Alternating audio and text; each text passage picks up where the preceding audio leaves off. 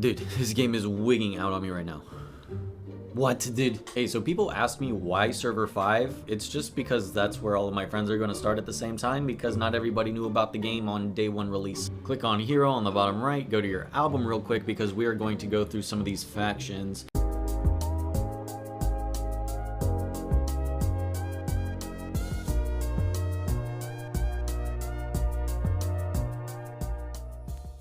So that I don't overload you with a 45-minute video, as I like to do whenever I do things like this, we'll just do one faction at a time, and I'll talk about the characters on that faction. First one is Vardis, the Fallen King. Why do we like Vardis? Very good, you might want to aim for him in a reroll.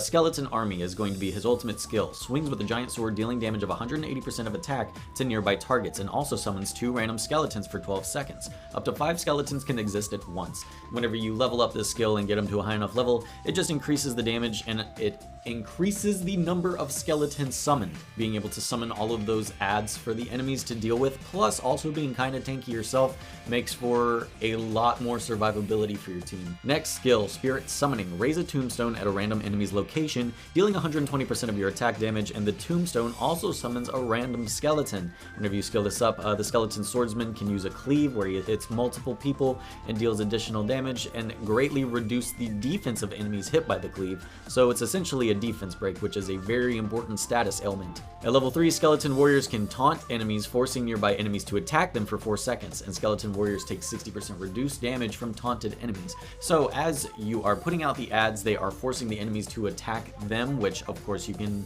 just continuously summon them while you're fighting. And at max, the skeleton archers shoot dark arrows that cause their normal attacks to have a chance to reduce the target's attack by 8%, which stacks up to 5 times, making them very good for bosses. And moving on, we have Death Curse. Curses the enemy with the lowest HP and establishes a connection with them. The target will take 75% damage of any damage you take, and this lasts 15 seconds. Skilling this up upgrades it to recover 4% of your maximum HP every second while the curse is active, but level 3 increases the duration to 25 seconds. So we're looking at 4% of your HP over 25 seconds, so just 100% of your HP whenever you use this ability. And last is going to be his elite passive. Reduces damage taken by 10% for every surviving skeleton. The skeletons are taunting, and it's just basically having a full team with one character. Leveling up this skill allows you to eventually recover 10% of your missing HP whenever a skeleton dies. Here we can also go ahead and check out the abilities in real time under the test. I was going to do a whole faction, but if I'm going to be intensely analyzing them like this, I might just do 2. So he put down the curse. He's recovering HP from the curse. Oh, the ultimate. He swung and then summoned 3 of the skeletons. The archers here are shooting those arrows that decrease attack.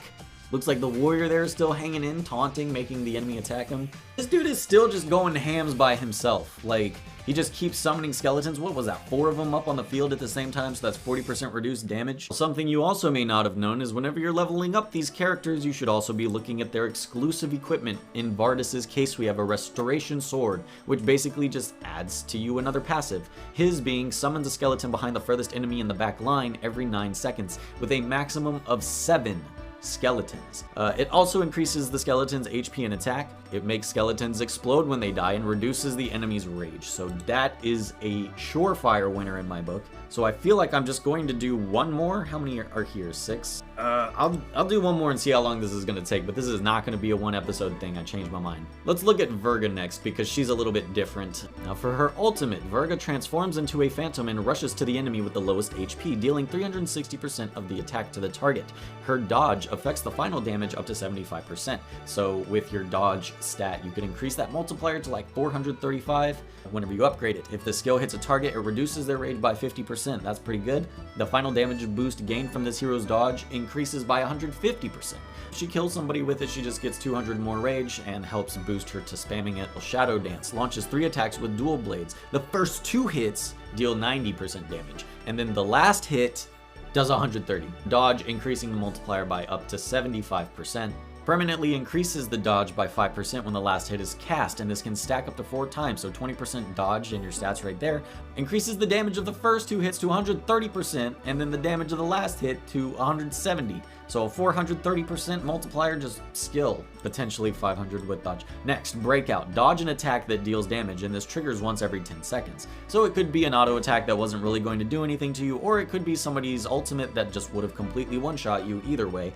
Leveling it up knocks down nearby enemies with a flying kick, and then it deals 150% damage. So basically every 10 seconds she dodges and then just roundhouse kicks your face for even trying it. And then leveling it up one more time reduces the cooldown of the skill by half a second after every successful dodge. I think you can see why this character I added to the list of people to reroll for. She gains 15% increased dodge rate during battle just initially, upgrading recovers 50 rage after every successful dodge, and then gain 1% dodge every second, up to 40%. So whenever she's maxed, you don't even have to have dodge in her build. She just practically gets 65% of it right off the bat. And her exclusive is going to be Shadow Sisters. Virga gains an additional 1% attack for every 1% dodge, as if she wasn't already doing enough damage from being able to dodge. And then Virga gains 1.7% for every dodge, and then 2% for every dodge. Very interesting character. Let's see it in real time. Okay, analyzing her right now. She rushes in, he swung at her, she did the backflip, and then she kicked him for dodging his attack. Right here, look at her go. Oh no! Okay, so she could potentially hit somebody if they're at the lowest health, somebody that was just about to die anyways, but it looks like she's getting it very often, and maybe wasting it once or twice wouldn't be the end of the world.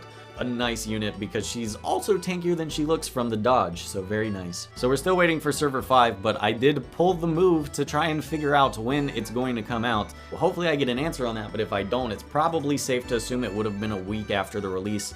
So maybe a couple days. I do have an alarm checking it every day, so if you have any questions, you could join the Discord, but other than that, that'll do it for me today, so I'll see you later. Bye.